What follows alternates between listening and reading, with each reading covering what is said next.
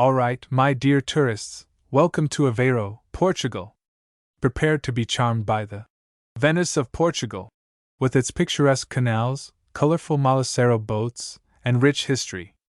We'll start our journey at the heart of the city, Ratio Square. This vibrant square is surrounded by beautiful buildings showcasing Aveiro's traditional Art Nouveau architecture. Keep your eyes peeled for the exquisite details on these facades, and remember, taking pictures is a must. Next, we'll stroll down the charming streets, heading to Aveiro's central canal. Along the way, you'll pass by several quaint cafes, where you can indulge in some delicious ovos moles, the region's famous sweet treat.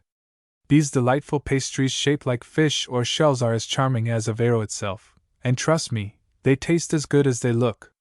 As we reach the central canal, you'll be greeted by the iconic Malacero boats.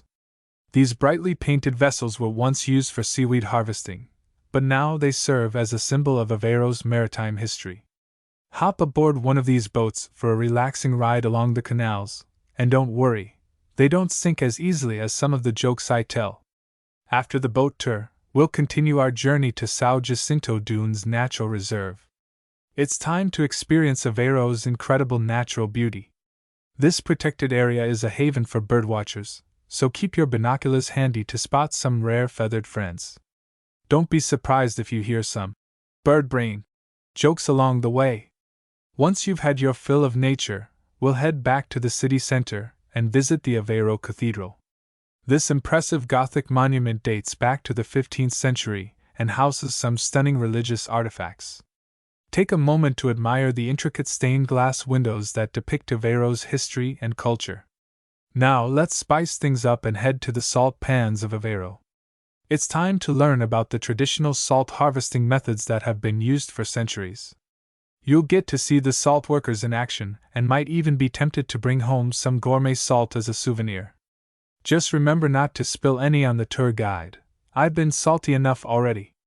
With our taste for salt quenched, we'll wrap up our tour with a visit to the Museu de Aveiro. This former convent houses a fascinating collection of religious art, including the tomb of Princess Santa Joana, who lived here in the 15th century. Legend has it that her ghost still roams the halls, but don't worry, she's known for being quite friendly.